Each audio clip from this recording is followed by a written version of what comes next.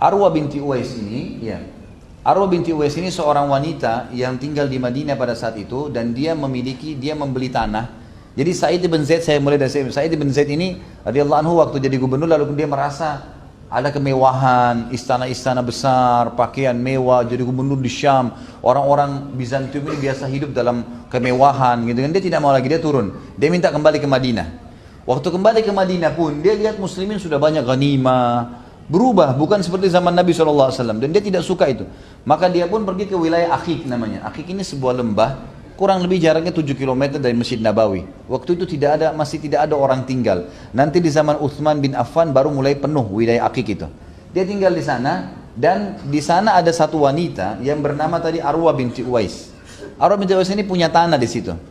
Sa'id bin Zaid membeli tanah di sekitar situ, gitu kan? Dan meletakkan patokan tanah antara dia dengan Arwah ini.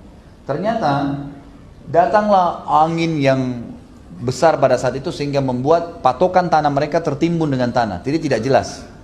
Lalu Arwah ini melapor kepada Marwan, pada saat itu gubernur Madinah, mengatakan Sa'id bin Zaid ini mengambil tanah saya, melebihi patokan tanahnya. Lalu Marwan pun memanggil Sa'id, mengatakan, wahai Sa'id, sampai berita kepada saya dari Arwa binti Uwais ini, dan terkenal dia sudah tua umurnya, katanya kamu mengambil sebagian tanahnya. Kata Sa'id bin Zaid, dan ini hadis keluar diriwayatkan oleh beliau, gitu kan? Dan ini juga Imam Adz-Dzahabi sudah sebutkan dalam masalah dosa-dosa besar. Sa'id mengatakan, ya pada saat dilaporkan, apakah aku mengambil sebagian dari tanahnya setelah aku mendengarkan Rasulullah SAW bersabda, ya, Rasulullah SAW menyampaikan kepadaku pesan. Kata Marwan, apa pesan Nabi SAW kepadamu? Dia mengatakan, saya mendengarkan Rasulullah SAW bersabda, man akhadha shibran minal ardi zulman tuwikahu ila sab'aradin. Barang siapa yang mengambil satu jengkal tanah secara zalim, niscaya tanah itu sampai 7 lapis akan dipikulkan kepadanya.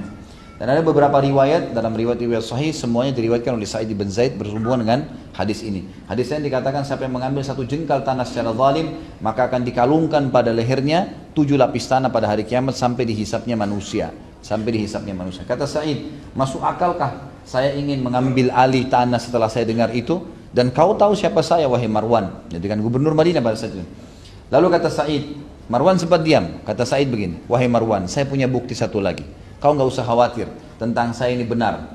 Dia bilang, lalu kata Marwan, apa itu? Lalu Sa'id di depannya Arwah binti Uwais, tadi perempuan itu, di depannya juga Marwan ini, Sa'id bin Zaid menghadap kiblat lalu mengangkat tangan mengatakan, ya Allah, kalau seandainya wanita ini membuat-buat berita ini, dia sengaja dusta, gitu kan, dengan berita ini, sehingga akhirnya merusak nama baik saya, maka jangan kau meninggalkan dia ya Allah sampai dia buta, katanya, dan jadikanlah sumurnya sebagai kuburannya. Jadi ternyata di tanahnya Arwah ini ada sumur, ya, sumur itu selalu dia jadikan sumber penghidupannya, gitu kan. Dan Arwah ini selalu merasa bangga dengan sumur itu. Dan sumur itu dekat dengan perbatasan tanahnya Sa'id. Maka dia mengatakan, dan jadikan sumurnya sebagai, ya, kuburannya. Subhanallah, dibiarkanlah berjalan waktu. Tentu hak Marwan tidak hukum Sa'id, jelas kan gitu. Dan Sa'id mengatakan tidak ada masalah.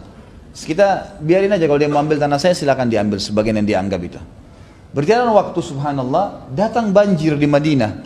Banjir ini mengangkat sebagian tanah di Wadi Aqiq, gitu kan? Di lembah Aqiq, sehingga muncul kembali tanda tanah itu, tanda-tanda asli setelah Arwah ini mengambil tanahnya Sa'id bin Zaid. Maka orang-orang pun akhirnya menyaksikan ternyata betul Sa'id yang benar. Ke hari yang sama, Arwah dengan izin Allah buta matanya. Dan pada saat dia sedang merangkak-rangkak di tanahnya untuk meraba-raba tanahnya dia, untuk jalan memeriksa tanahnya, akhirnya dia dekat sumurnya dan jatuh, akhirnya meninggal dunia di dalam sumur yang ada di tanahnya itu. Dari ini ulama masukkan dalam doanya yang mustajab yang dinukil oleh para ulama. Allah